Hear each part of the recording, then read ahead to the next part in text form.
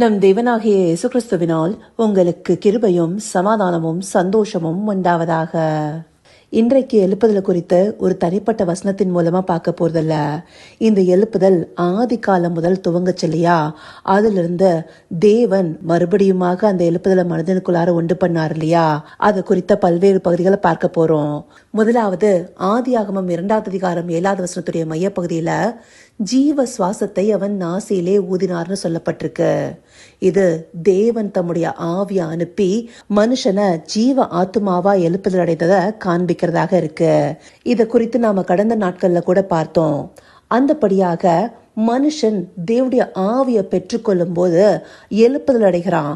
தேவன் ஜீவ சுவாசத்தை அவனுடைய நாசியில ஊதின போது அவன் தேவனுடைய ஆவியை பெற்றுக்கொண்டு தேவனுக்குள்ளானவனாக இருக்கிறான், தேவனோடு ஐக்கியப்பட்டிருக்கிறான், தேவ சமூகத்துல காணப்படுறான். அப்படியாக இருந்த மனிதன் தேவனை விட்டு விலகும்படியா கீழ்ப்படியாமையின் பாவத்திற்குள்ளார விழுகும் போது அவன் தேவனுடைய ஆவியை இழந்து உலகத்தின் ஆவியை பெற்றுக்கொள்கிறான். இதை நாம எப்படி அறிந்து கொள்ள முடியும்? பவுலடியார் 1 கொரிந்தியர் 2வது அதிகாரம் 12வது வசனத்துல, நாங்களோ உலகத்தின் ஆவியை பெறாமல் தேவனால் எங்களுக்கு அருளப்பட்டவர்களை அறியும்படிக்கு தேவனிலிருந்து புறப்படுகிற ஆவியே பெற்றோம். இந்த வசனத்துடைய முதல் பகுதியில உலகத்தின் ஆவியை பெறாமல் சொல்லப்பட்டிருக்கு. எப்போ மனுஷன் தேவனுடைய கட்டளையை மீறினானோ அப்பவே அவன் தேவனுடைய ஆவியை விட்டு உலகத்தின் ஆவியை பெற்றுக்கொள்கிறவனாக இருக்கிறான். அப்படியாக அவன் உலகத்தின் ஆவியை பெற்றதுனால்தான் அவனுக்கு மரணம் என்னும் அழிவானது நியமிக்கப்பட்டிருக்கு. அநித்தியமான மனிதனாக மாறுகிறான். அப்படியாக இருந்த மனுக்குலத்தை தேவன் மீட்க விரும்புகிறாரு. அதற்காக தன்னுடைய குமாரனை கொடுக்கிறாரு. அந்த குமாரன் மூலமாகவே நாம மறுபடியும் தேவனுடைய ஆவியை பெற்றுக்கொள்கிறவர்களாக இருக்கிறோம். அதற்கு அடையாளமாக தான் ஆண்டவராகிய இயேசு கிறிஸ்து உயிர்த்தெழுந்த பிற்பாடு அவருடைய சீஷர்கள் இடத்துல வந்து அவங்களுக்கு பரிசுத்த ஆவியை ஊதி பெற்றுக்கொள்ளும்படியா சொல்றாரு. யோவான் 20வது அதிகாரம் 22வது வசனத்தை பார்த்தோம்னா, அவர்கள் மேல் ஊதி பரிசுத்த ஆவியை பெற்றுக்கொள்ளுங்கள். இந்த வசனம் எதற்கு அடையாளமா இருக்கு? மனிதன் இழந்து போன தேவனுடைய ஆவியை மறுபடியுமாக பெற்றுக்கொள்வதன் அடையாளமா இருக்கு. ஆதியில தேவன் மனுஷனுக்கு கொடுத்த அந்த ஆவிய அவன் பாவத்தினால இழந்து போகிறான் இல்லையா, அதை மறுபடியுமாக மீட்டுக் கொடுப்பதற்கான அடையாளமாக இந்த வார்த்தை காணப்படுது. அப்படி கிறிஸ்து அவர்கள் மேல ஊதுகிறது மறுபடியுமாக தேவனும் மனிதனும் இணைவதற்கான அடையாளத்தை காண்பிக்குது. எதனால்னா இந்த இடத்துல அவங்க பரிசுத்த ஆவியானவரை முழுவதுமாக அபிஷேகமா பெற்றுக்கொள்ளல. இத நாம அப்போஸ்தலர் 1 அதிகாரத்துல ஆண்டவராகிய இயேசு கிறிஸ்து நீங்க இன்னும் சில நாளைக்குள்ளார பரிசுத்த ஆவியினால ஞானஸ்நானம் பெறுவீர்கள்னு சொல்றாரு இல்லையா, அதை வைத்து அறிந்து கொள்ளலாம். அதற்கு பிற்பாடு அப்போஸ்தலர் 2வது அதிகாரத்துல பெந்தகோஸ்தே நாளின் போதுதான் சீஷர்கள் எல்லார் மேலையும் பரிசுத்த ஆவியானவர் தந்தரப்படுகிறத பார்க்கிறோம்.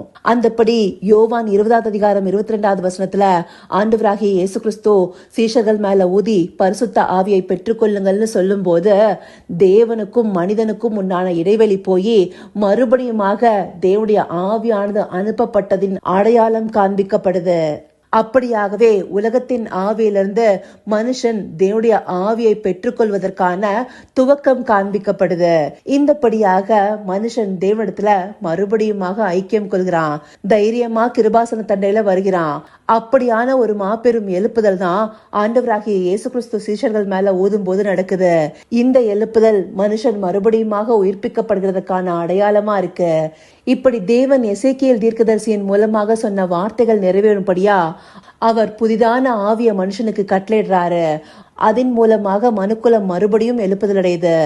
இப்படியான எழுப்புதல் ஒவ்வொரு மனிதனுக்குள்ளேயும் வரணுங்கிறது தேவனுடைய விருப்பமா இருக்கு.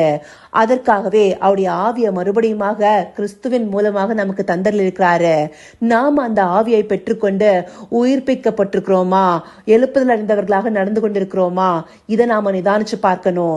நமக்கு கொடுக்கப்பட்ட வேத வசனங்களுடைய ஆழங்களை அறிந்து கொண்டோம்னா நாம பெற்றுக்கொண்ட கிருபை எவ்வளவு மேலானதுன்னு நமக்கு புரியும். அந்தபடி தேவன் மனுஷனை எழுப்புதலடைய பண்ணவும் அவனை தன்னோடு ஐக்கியப்படுத்தவும் எல்லாவற்றையும் செய்யறாரு. நாம என்ன செய்து கொண்டிருக்கிறோம்? நாம் எல்லாரும் தேவனுடைய பிள்ளைகள்ங்கிற அதிகாரத்தை பெற்றிருக்கிறோம். ஆனா தேவன் விரும்புகிற உறவுல நிலைநிற்கிறோமா? அந்தப்படியான உறவுக்குள்ளார நாம எழுப்புதல் அடையும் போதே வர முடியும். அப்படியான எழுப்புதல நாம ஒவ்வொருவரும் இருதயத்துக்குள்ளார பெற்றிருக்கணுங்கிறதுக்காகவே தேவன் இந்த வார்த்தைகளை நமக்கு காண்பிக்கிறாரு. இதை உணர்வுள்ள இருதயத்தோடு பார்த்து நாம பெற்றுக்கொண்ட புதிதான ஆவியின் மூலமாக எழுப்புதல் அடைந்தவர்களாக தேவனோடு ஐக்கியப்பட்டிருக்க அவரை நோக்கி பார்ப்போமா? கர்த்தாவே, தேவாதி தேவனே, உமக்கே இந்த வேளையில் நன்றி செலுத்துகிறோம் ராஜா. அப்பா, ஆதியில மனுஷனுக்கு உம்முடைய ஜீவ சுவாசத்தை கொடுத்து அவனை எழுப்புதடைய பண்ணி உம்மோடு ஐக்கியப்படுத்தினது போல பாவத்துல விழுந்த மனுஷனை மறுபடியுமாக மீட்டெடுத்து உம்முடைய குமாரன் மூலமாக பரிசுத்த ஆவியானவரை தந்தர்லி மறுபடியுமாக எங்களை எழுப்புதடைய பண்ணிருக்கீங்க தகப்பனே. அப்படியாக உம்முடைய ஆவியை பெற்றுக்கொண்டவர்களாக, உம்முடைய ஜீவ சுவாசத்தை உடையவர்களாக, உம்முடைய சித்தம் செய்யும் பிள்ளைகளாக எங்களை எழும்ப பண்ணுங்க தகப்பனே. ஆம் ராஜா, உம்முடைய ஆவியை பெற்றுக்கொண்டும் அநேக நேரங்கள்ல எங்களுடைய மாம்சத்தின் கிரிகளுக்குட்பட்டு உணர்வில்லாதவர்களாய் நாங்க இருக்கிறதையெல்லாம் தேவரீர் எங்களுக்கு மன்னித்து எங்களை மறுபடியும் உயிர்ப்பிக்கும்படி உம்மிடத்துல ஒப்பு கொடுக்கிறோம் ராஜா. தேவரீர் எங்களை எழுப்புதடைய பண்ணி உம்முடைய சித்தத்தை செய்து முடிக்க எங்களுக்கு தயவு பாட்டுங்கப்பா. அப்படியே நீங்க நடத்த போகிற கிருபைக்காய் நன்றி. சகலவித துதி, மகிமை, கனம் யாவும் ஒருவருக்கே செலுத்துகிறோம். இயேசு கிறிஸ்துவின் மூலமாய் வேண்டிக் கொள்கிறேன் பிதாவே. ஆமேன், ஆமேன்.